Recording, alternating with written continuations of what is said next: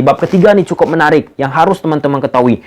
Bahwa 5 bulan setelah Pep meninggalkan Barca, dari buku Pep Konfidensial tersebut guys, Pep telah menerima 4 tawaran setelah out dari Barca guys, keluar. Pertama dari Chelsea. Ini aku persingkat guys ya. Apa alasan? Kita masuk bab 3. Nanti ada bab 4, bab 5. Sampai bab 3 aja dulu. Di situ dijelaskan bahwa alasan kepergian Pep dari Barcelona, yaitu Pep sendiri yang bilang ya. Pep berkata, alasannya adalah karena saya tidak bisa Kaigat ulang cuba-cuba. Nah teman-teman, kembali Manchester City menang mengalahkan West Ham United dalam lanjutan Premier League.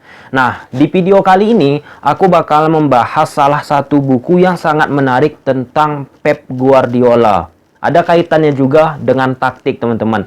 Aku harap kalau teman-teman pecinta sepak bola setidaknya ada menyempatkan waktu melihat apa yang aku sampaikan ini, apa yang kita bahas ini, karena sangat-sangat menarik. Nah, buku yang bakalan kita bahas, yang kita bedah teman-teman, yaitu buku yang berjudul tentang Pep Konfidensial. Nah, ini merupakan buku yang menceritakan kisah Pep Guardiola di musim pertama bersama Bayern Munich. Nah, di buku itu juga banyak sekali yang menjelaskan hal-hal Pep Guardiola. Salah satu yang paling teman-teman penasaran, ya, kenapa Pep Guardiola hengkang dari Barcelona. Di sini, di buku ini guys, dijelaskan. Ini buku ini Pep Konfidensial ini ditulis oleh Martí Ferrer-Nau. Secara konotasi kurang lebih seperti itu guys ya.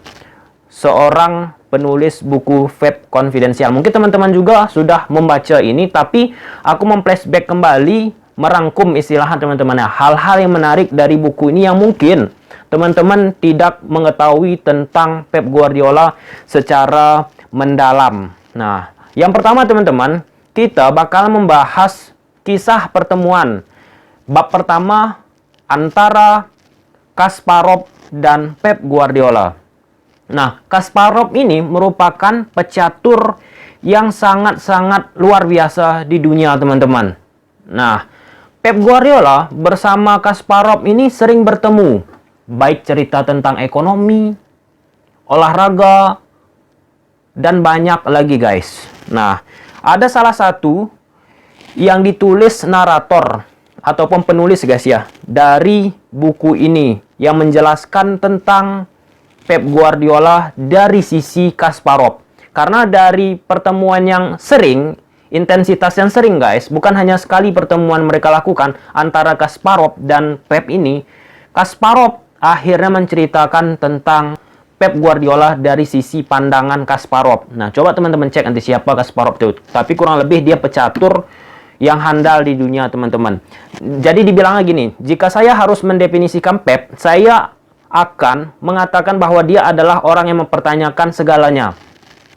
Bukan karena rasa tidak aman atau ketakutan akan hal yang tidak diketahui oleh Pep. Tetapi dalam mencari kesempurnaan, Guardiola dapat menjadi obsesif. Dan itu dipercaya menjadi solusi yang tepat.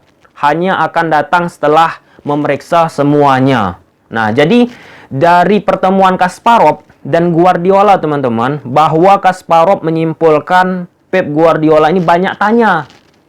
Nah, hal-hal yang baru dia usahakan, dia gali terus teman-teman, apa penyebabnya, kenapa harus itu, dan sebagainya. Nah, pada pertemuan itu juga Pep dengan Kasparov ini teman-teman, Pep juga banyak nanya nih. Nah, jadi Pep bertanya dengan Kasparov.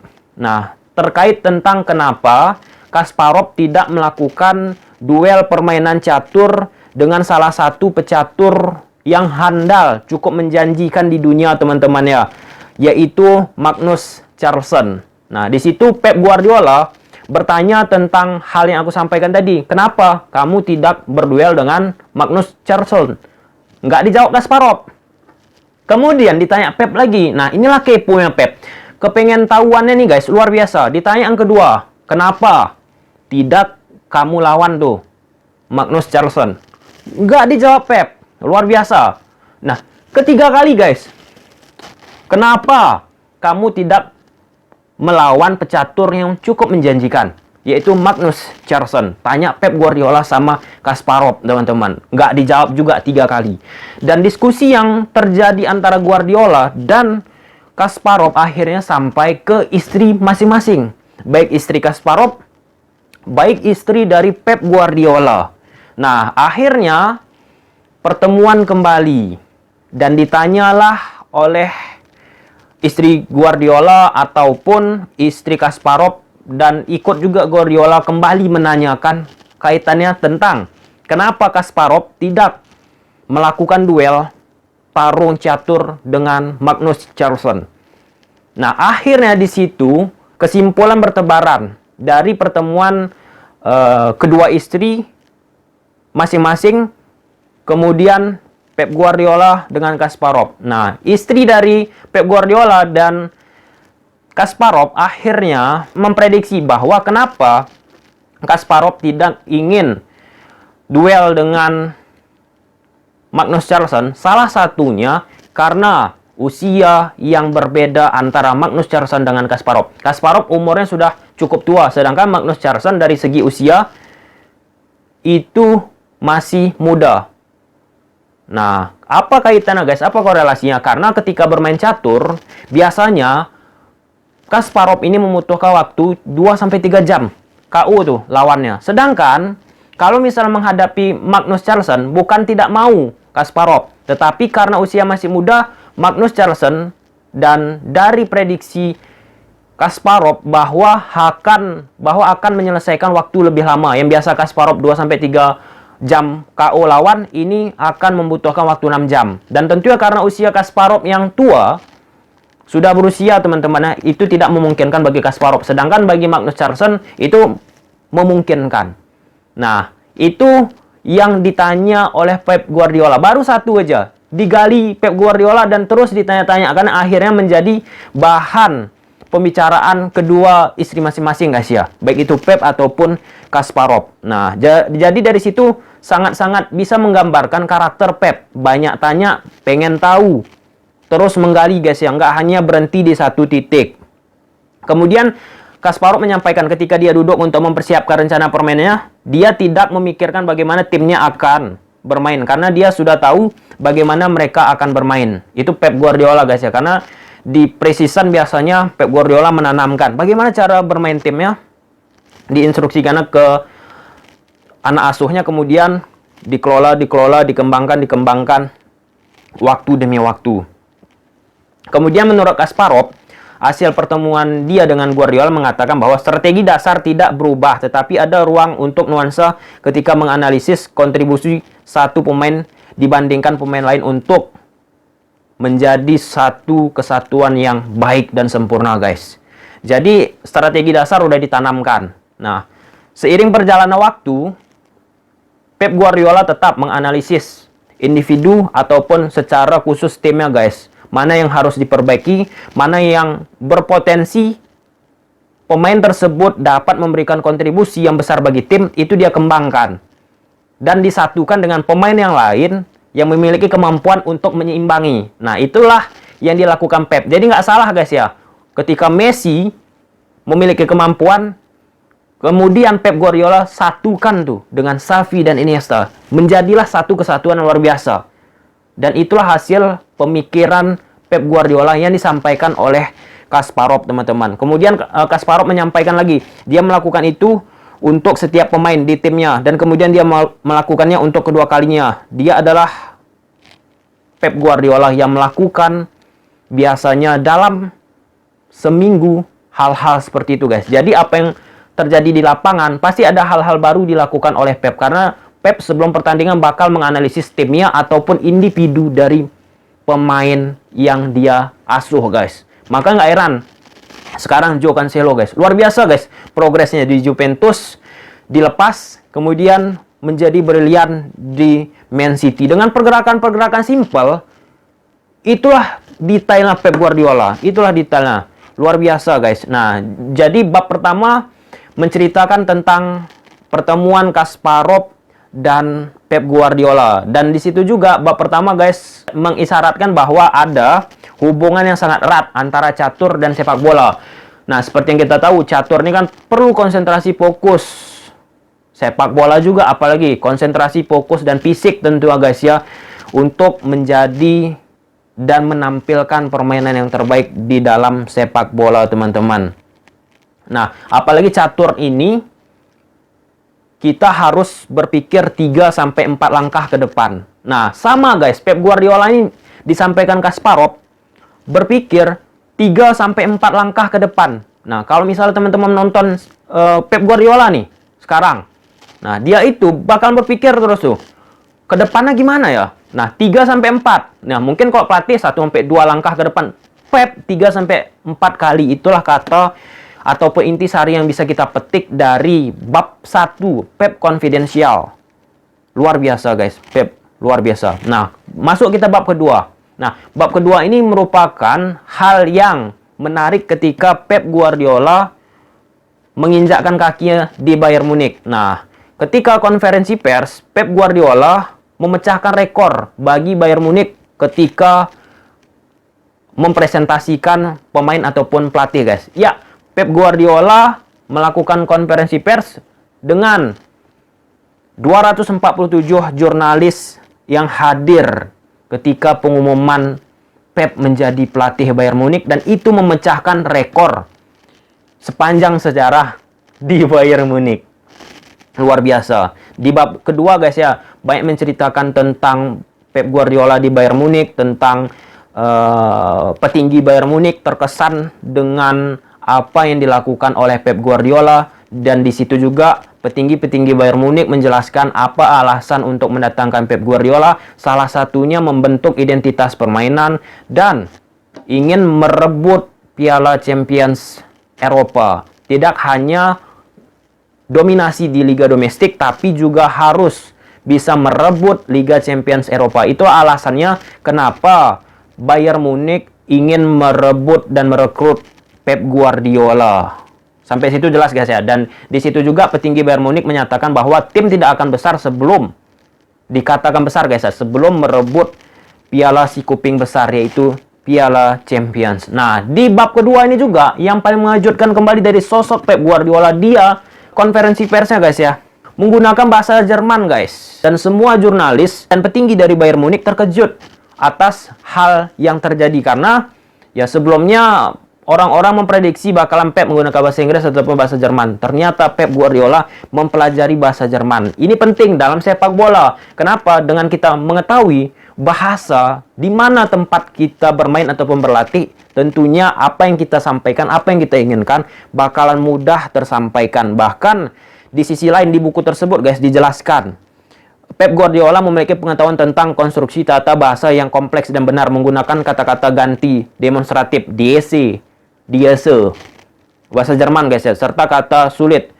herausfordring, saat membahas tantangan teman-teman. Dan di situ juga dikait-kaitkan ya tentang Mourinho juga, karena Mourinho juga hampir sama dengan Pep Guardiola dari sisi keingintahuan bahasa di setiap di mana dia berlatih. Mau juga gitu guys, kalau dia melatih ke Italia, dia belajar bahasa Italia. Kalau dia melatih ke Spanyol, belajar bahasa Spanyol. Di Portugal, Inggris, dan sebagainya. Dan itulah kesamaan antara Pep ya, dari sisi keingintahuan bahasa sebelum melatih ke suatu negara yang akan dia tangani teman-teman.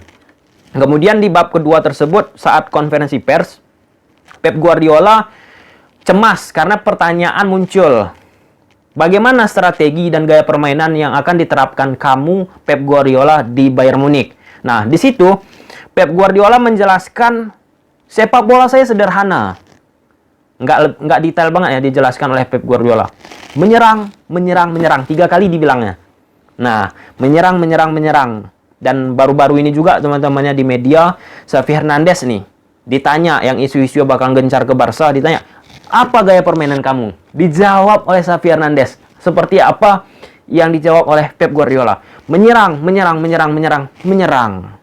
Luar biasa. Dan itu disampaikan baru-baru saja ya oleh oleh Xavi Hernandez. Dan sisa di bab kedua ini guys, di situ dijelaskan bahwa antusias petinggi-petinggi Bayern ketika Pep Guardiola sampai di Bayern Munich. Nah, di bab ketiga nih cukup menarik yang harus teman-teman ketahui.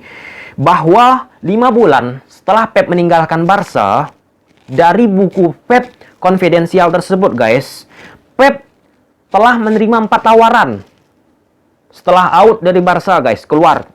Pertama dari Chelsea, kemudian Manchester City, kemudian Milan, kemudian Bayern Munich. 4 tim yang melakukan call kepada Pep Guardiola setelah out dari Barcelona. Dan akhirnya tujuannya pertama memilih Bayern Munich setelah hengkang dari FC Barcelona. Nah, kemudian di buku ini dijelaskan, ini aku persingkat guys ya, apa alasan. Kita masuk bab 3, nanti ada bab 4, bab 5, sampai bab 3 aja dulu. Di situ dijelaskan bahwa alasan kepergian Pep dari Barcelona, yaitu Pep sendiri yang bilang ya. Pep berkata, alasannya adalah karena saya tidak bisa memperbarui diri secara taktis, saya menyerah, saya berlutut, jadi saya memutuskan untuk pergi, itu saja.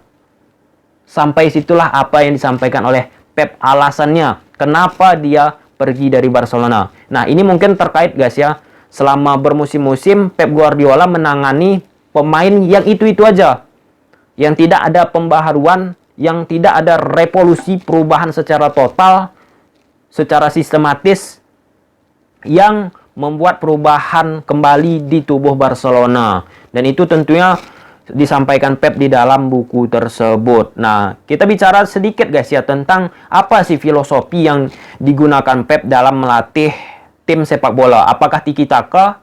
Apakah ada yang lain? Nah, di dalam buku tersebut dapat kita simpulkan, buku Pep konfidensial guys ya, bahwa filosofi yang digunakan oleh Pep yaitu Juego de Possession. Juego de Possession ini sebuah filosofi permainan menekankan pentingnya penguasaan bola. Untuk memaksimalkan filosofi itu, Guardiola kemudian membagikan lapangan menjadi 20 zona. Kan lapangan besar tuh gede. Jadi Guardiola membagikan satu zona. Nah, ini mungkin next lah kalau ada kesempatan kita bahas guys ya. Aku tunjukkan juga grafisnya. Jadi Pep Guardiola membuat 20 zona di dalam satu lapangan tersebut. Tujuan Guardiola dalam memberikan batasan sangat jelas. Kenapa dia memberikan zona tersebut guys? Pertama, ia ingin agar para pemainnya yang menguasai bola memiliki opsi lebih banyak untuk mengirimkan umpan. Dan kedua, Guardiola ingin timnya bermain cair dengan para pemainnya tidak terikat dalam satu posisi. Kalau kita lihat Man City sekarang, permainan yang dilakukan oleh pemain-pemain luar biasa. Nggak hanya di satu posisi, bergerak terus. Sehingga menyulitkan pemain lawan untuk menghentikan permainan dari Man City guys. Kemudian filosofi menyerang itu lantas diimbangi dengan cara Pep bertahan. Di dalam Pep for Golden Rule teman-teman, di situ dijelaskan karakter pertahanan dari Pep. Yang pertama yaitu pressure on the ball, melakukan counter pressing segera setelah kehilangan bola dengan tujuan untuk merebut bola secepat mungkin dari pemain lawan. Sampai situ jelas guys ya. Kemudian Pep second rule, apabila counter pressing gagal, setelah 5 detik dilakukan, pemain-pemain Barcelona pada saat Pep di Barca akan mundur ke belakang. Itu yang kedua. Yang ketiga, 3 lawan 1. Pemain-pemain Barca tak boleh kalah kuantitas pemain saat bertahan. Dan terakhir, 1 second rule. Para pemain Barcelona harus mampu memahami sistem permainan dengan cepat. Jadi sekarang yang dikembangkan Pep Guardiola filosofinya guys, yaitu juga the possession. Dan sampai sekarang itu terus dikembangkan oleh Pep Guardiola. Dari situ saja kita bisa melihat sosok karakter Pep ini ingin membuat hal baru di setiap dia melatih teman-teman. Oke lah, sampai sini aja videonya. Mungkin nanti kita bahas di berbagai macam kesempatan kembali di bab-bab ataupun buku-buku Pep yang lainnya. Oke, kalau suka teman-teman, video ini udah tahu apa harus kalian lakukan. See you the next video. Bye.